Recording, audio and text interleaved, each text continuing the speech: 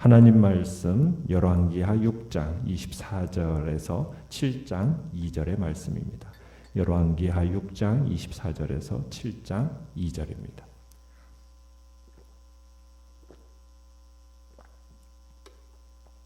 열왕기하 6장 24절부터 7장 2절 한 목소리로 같이 읽겠습니다. 시작. 이후에 아람 왕 베나닷이 그의 온 군대를 모아 올라와서 사마리아를 에워싸니 아람 사람이 사마리아를 에워싸므로 성중이 크게 줄여서 나귀머리 하나에 은 80세겔이요 비둘기 똥 4분의 1 갑에 은 5세겔이라 하니 이스라엘 왕이 성 위로 지나갈 때에 한 여인이 외쳐 이르되 나의 주 왕이여 도우소서. 왕이 이르되 여호와께서 너를 돕지 아니하시면 내가 무엇으로 너를 도우랴. 타작마당으로 말미암아 하겠느냐 포도주 틀로 말미암아 하겠느냐 하니라. 또 이르되 무슨 일이냐 하니 여인이 대답하되 이 여인이 내게 이르기를 내 아들을 내놓아라. 우리가 오늘 먹고 내일은 내 아들을 먹자 하매 우리가 드디어 내 아들을 삶아 먹었더니 이튿날에 내가 그 여인에게 이르되 내 아들을 내놓으라 우리가 먹으리라 하나 그가 그의 아들을 숨겼나이다 하는지라. 왕이 그 여인의 말을 듣고 자기 옷을 찢으니라. 그가 성 위로 지나갈 때에 백성이 본즉 그의 속살에 굵은 배를 입었더라. 왕이 이르되 사밧의 아들 엘리사의 머리가 오늘 그 몸에 붙어 있으면 하나님이 내게 벌 위에 벌을 내리실지로다 하니라. 그때에 엘리사가 그의 집에 앉아 있고 장로들이 그와 함께 앉아 있는데 왕이 자기 처소에서 사람을 보냈더니 그 사자가 이르기 전에 엘리사가 장로들에게 이르되 너희는 이 살인한 자의 아들이 내 머리를 베려고 사람을 보내는 것을 보느냐. 너희는 보다가 사자가 오거든 문을 닫고 문 안에 들이지 말라. 그의 주인의 발소리가 그의 뒤에서 나지 아니하느냐 하고 무리와 말을 할 때에 그 사자가 그에게 이르니라. 왕이 이르되 이 재앙이 여호와께로부터 나왔으니 어찌 더 여호와를 기다리리요. 엘리사가 이르되 여호와의 말씀을 들을지어다. 여호와께서 이르시되 내일 이맘때에 사마리아 성문에서 고운 밀가루 한 스아를 한 세겔로 매매하고 보리 2스아를 한 세겔로 매매하리라 하셨느니라. 그때 왕이 그의 손에 의지하는 자 곧 한 장관이 하나님의 사람에게 대답하여 이르되 여호와께서 하늘에 창을 내신들 어찌 이런 일이 있으리요 하더라. 엘리사가 이르되 내가 내 눈으로 보리라. 그러나 그것을 먹지는 못하리라 하니라. 아멘. 오늘 말씀의 제목은 남 탓, 내 탓 이라는 제목으로 말씀을 나눕니다. 엘리사가 여호람에게 지시해서 아람군을 위해 잔치를 베풀고 극진히 대접해서 돌려보낸 덕분에 한동안 이스라엘과 아람 사이에 평화가 유지되었습니다. 그러나 그것도 잠시였습니다. 오늘 본문을 보면 아람 베나닷이 다시 대군을 이끌고 이스라엘을 침략하게 됩니다.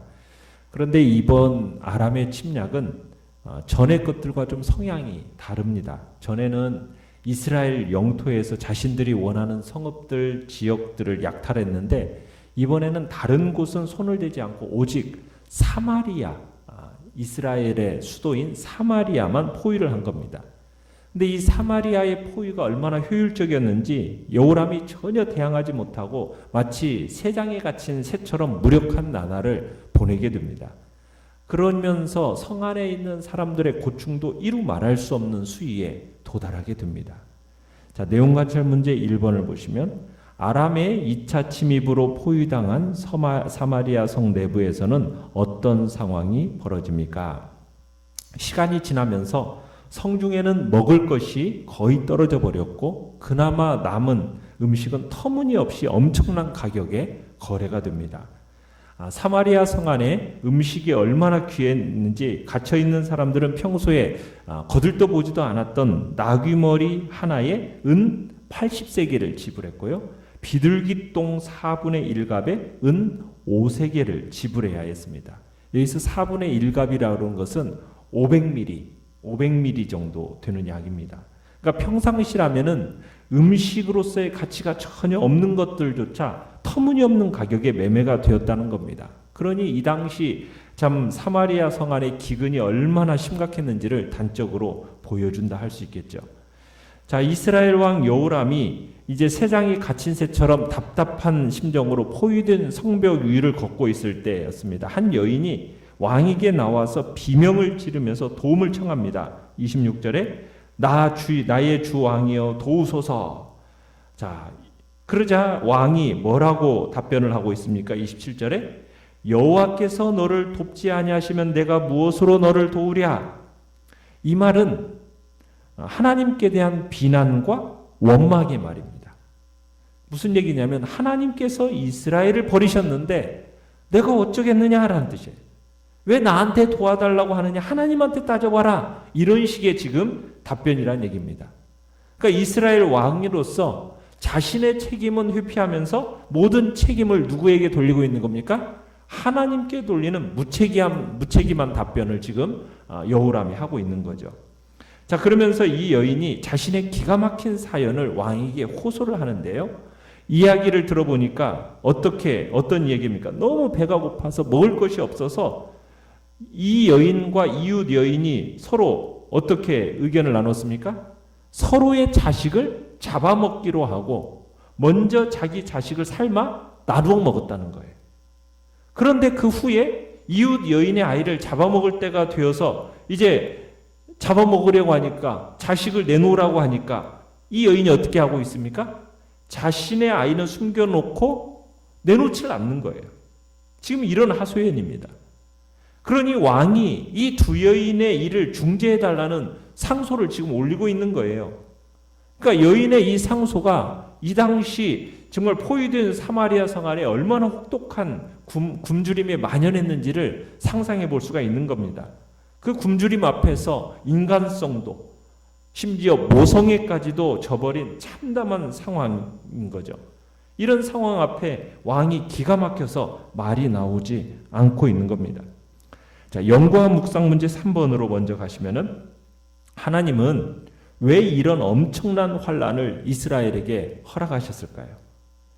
그것은 하나님의 은혜를 망각하고 우상 숭배에 깊이 빠져 있는 이스라엘 백성을 향한 하나님의 심판입니다. 이전에 하나님께서는 수많은 아람 군대의 침략 시도가 있을 때마다 엘리사를 통해서 미리 침략 지점을 이스라엘 왕에게 알려주어서 방어를 미리 하게 하는 은혜를 베푸셨지 않습니까? 그런 하나님의 축복을 받았음에도 불구하고 여전히 회개하지 않는 거예요. 죄 가운데 머물러 있는 거예요. 그래서 이런 이스라엘 백성들에게 하나님이 마침내 아람을 통해서 진노의 매를 드신 겁니다. 자, 레위기 26장 27절로 29절에 보면 이런 말씀이 있어요. 너희가 이같이 들지라도 내게 청종하지 아니하고 내게 대항할진대 내가 진노로 너희에게 대항하되 너희의 죄로 말미암아 7배나 더 징벌하리니 너희가 아들의 살을 먹을 것이요 딸의 살을 먹을 것이며.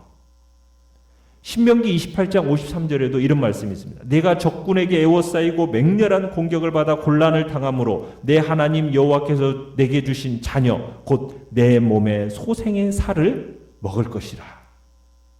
그러니까 하나님이 이미 오래전에 언약 위반에 대해서 준엄한 심판의 말씀을 경고하셨어요.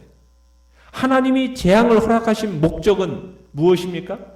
언약 위반의 대가로 그 위반의 대가가 얼마나 큰지를 알고 회개 자리로 나와야 함을 깨닫도록 하기 위해서 하나님께서 이런 재앙을 허락하고 계시는 겁니다. 내용관찰 문제 2번을 보시면은 비극적인 상황을 접한 후 보인 왕의 태도와 선지자로부터 희망의 메시지를 듣고 장관이 보인 반응은 각각 어떠합니까? 지금 여호람은 자신이 통치하는 영토에서 도저히 믿기지 않는 일이 일어나고 있음을 의식합니다.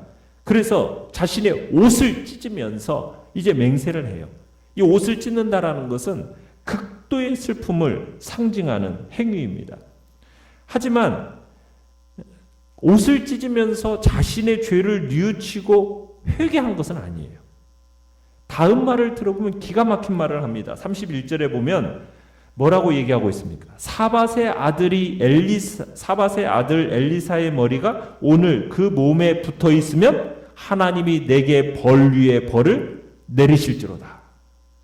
지금 여호람은 이 모든 끔찍한 현실의 책임을 누구에게 돌리고 있는 겁니까? 애꿎은 엘리사에게 돌리고 있는 겁니다. 그러니까 참 우리는 여기에서 영적으로 둔감한 지도자, 무능력한 지도자일수록 이렇게 남한테 책임 전가를 잘한다는 거예요. 이러한 사태에 대한 책임을 자신이 지려고 하지를 않습니다. 자신의 잘못은 전혀 인정하지 않고 오직 남들만 원망하는 이 왕, 참 지도자로서 참 무책임한 사람이다라고 할 수가 있는 겁니다. 거기에다가 32절에 보면 여호람이 엘리사에게 누구를 보내고 있습니까? 사자라고 나오고 있는데 저격수를 보내고 있는 겁니다.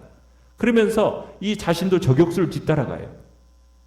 그런데 엘리사는 이미 자신의 목을 노리는 이 전령이 그리고 그 뒤를 이어서 여호람이 오고 있는 것을 알고 있습니다. 그래서 그와 함께 있는 장로들에게 문을 열어주지 말라고 얘기해요. 그러면서 이 여호람이 엘리사를 보고서는 33절에 뭐라고 절규를 하고 있습니까? 이 재앙이 누구로부터? 여호와께로부터 나왔으니 어찌 더 여호와를 기다리리요? 이러고 있어요. 그러니까 지금 왜 여호람이 엘리사를 죽이려고 하는지에 대한 실마리를 여기서 찾을 수 있는 겁니다. 그 일은 지금 여인의 상소를 통해서 사마리아에 처한 모든 재앙이 누구로부터 왔다라는 결론에 도달했어요? 하나님 여호와께로부터 왔다는 도달을 했어요. 그러면서 여호와의 도움을 기다리면서 속옷에 베옷을 입으면서 근신은 했지만 이제는 더 이상 그럴 필요가 없다라고 생각한 거예요. 아무리 기다려도 하나님이 도움을 주시지 않는다는 거예요. 그렇게 확신을 하는 겁니다. 하나님이 자신들을 죽이려고 이 재앙을 내린 거라고 확신하고 있는 거예요. 그러니 더 이상은 여호와를 기다리지 않겠다라는 거예요. 그러면서 여호와의 선지자들도 어떻게 하겠다라는 겁니까? 지금 다 처형하겠다라는 거예요. 그래서 지금 엘리사를 지금 처형 목록 우선순위에다가 지금 두고 지금 찾아온 겁니다. 참 그래도 하나님은요 인자하십니다. 그래서 우리가 7장에 가보면은 이런 무지한 왕이 있는 이스라엘이지만 구원하기로 결정을 하시고 바로 엘리사를 통해서 사마리아 성이 구원받을 것이라는 예언을 선포하게 돼요. 그래서 1절에 이렇게 얘기하고 있죠. 7장 1절에 여호와께서 가라사대 내일 이맘때에 사마리아 성문에서 고운가루 한 스아에 한 세겔을 하고 보리 두 스아에 한 세겔을 하리라. 내일 이맘때가 되면 식량 문제가 완전히 해결될 거라는 거예요. 참 여호람의 엉터리 같은 믿음, 그것과 상관없이 하나님은 참으로 은혜를 베풀어 주고 계시는 거예요. 하루만 있으면 완전히 상황이 바뀌어서 곡식들이 평소 때와 같이 정상 가격으로 유통이 될 거라는 믿지 못할 예언을 하고 있는 겁니다. 어떻게 보면 가장 절망적인 상황 속에서 지금 하나님의 구원을 선포하는 엘리사의 믿음의 예언입니다. 현실적으로 보면 어떻습니까? 변화의 조짐이라고는 없어요. 그렇지만 전능하신 하나님께서 말씀하셨으니 그 말씀대로 이루어질 거라는 그 믿음으로 엘리사가 담대하게 선포를 합니다. 그런데 그 내용이 너무 극적이죠. 어떻게 24시간 만에 이 끔찍한 상황이 변할 수 있단 말입니까? 하나님을 모르는 전문가들은 항상 눈에 비치는 것만 예견하면서 항상 부정적인 것만을 이야기합니다. 그래서 지금 엘리사의 이 예언에 대해서 못 믿겠다라는 식으로 반론하는 한 사람이 있죠. 그 사람이 누구입니까? 2절에 보면 여호람을 따라온 한 장관입니다. 지금 사마리아가 처해 있는 정황을 고려할 때 이 엘리사의 말은 도저히 실현 가능성이 없다라는 거예요. 그래서 뭐라고 얘기해요? 여호와께서 하늘에 창을 내신들 어찌 이런 일이 있으리요? 이렇게 말을 합니다. 하나님이 하늘 창고에 쌓여있는 음식을 내려주신다 해도 선지자가 예언하는 일은 일어나지 않을 것이라는 뜻이죠. 지금 엘리사의 능력을 못 믿는 것이 아니라 지금 하나님의 능력을 빈정대고 있는 겁니다. 그러자 엘리사가 분노해가지고 그런 방자한 말을 내뱉은 장관에게 무서운 심판을 선포하죠. 2절에 뭐라고 선포하고 있습니까? 내가 내 눈으로 보리라. 그러나 그것을 먹지는 못하리라. 내가 하나님의 구원이 이루어지는 것을 보기는 하겠지만 그것을 누리지는 못하고 죽을 거다. 온 나라는 구원을 받을 것인데 너는 그 와중에 죽을 것이다. 괜히 여호람 따라왔다가 말 한마디 잘못해가지고 목숨을 잃게 되는 지금 그런 상황이 벌어진 겁니다. 왕과 선지자의 이 대화 중에 참견했다가 이런 변을 당하게 되는 거죠. 자, 느낀 점 4번을 보시면 성 안에서 벌어진 극도의 기근과 비극적 사건의 발생 원인 및 책임을 선지자에게서 찾는 왕을 볼 때 어떤 생각이 듭니까? 자신의 잘못은 전혀 인정하지 않고 오직 남들만 비난하는 이 왕, 참 지도자로서 참 무책임한 사람이다 라는 생각이 듭니다. 우리는 여호람이 믿음이 얼마나 또 형식적이었고 그저 형식적인 믿음을 가지고 있으면서 좋은 것만 바라는 엉터리 신앙이라는 것을 우리가 보게 됩니다. 재앙에 처한 왕이 보여야 할 태도는 뭡니까? 먼저 자신이 회개하는 것이죠. 그러고 나서 백성들을 회개를 함으로 인도해서 바알 우상들을 다 버리고 하나님께로 온전히 돌아오게 하는 것이 왕의 책임이지 않습니까? 그런데 여호람은 그저 하나님께 뭔가를 얻어누이기 위해서 신앙생활하는 척, 속에다가 베옷을 입고 회개하는 척만 한 거예요. 하나님과의 관계에 관심이 있는 것이 아닙니다. 진정한 믿음을 갖기 위해서 그런 행동을 취한 게 아니었어요. 정말 하나님께서 이 재앙을 자신에게 내려주시는 것이 확실하다라면 더욱더 하나님 앞에 근신하면서 매달려야죠. 그런데 여호람은 어떻게 하고 있습니까? 오히려 더 멀리 가고 있는 거예요. 회개하기는커녕 하나님을 향해서 원망하고 그리고는 하나님의 선지자 엘리사를 죽이겠다고 지금 찾아오는 정말 어리석은 지도자의 모습을 보이는 겁니다. 징계를 받고 있을 때 어떻게 하라고요? 하나님은 우리가 어떻게 하기를 원하십니까? 옷을 찢지 말고 뭘 찢어라? 마음을 찢어라. 왜요? 하나님은 중심의 진실함을 원하시기 때문입니다. 하나님은 거짓 경건에 농락당하시는 분이 아니시거든요.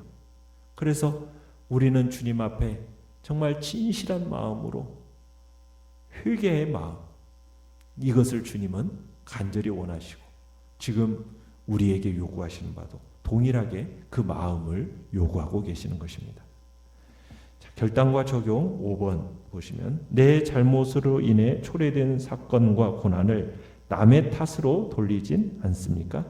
나와 공동체가 겪는 어려움에 대해 책임 있게 반응해야 할 당사자로서 진실로 회개해야 할 부분은 무엇입니까? 오늘의 기도 같이 읽겠습니다. 시작. 잘못에 대해 변명하거나 남을 탓하지 않으며 하나님 앞에 무릎 꿇고 진정으로 회개하게 하소서. 아멘.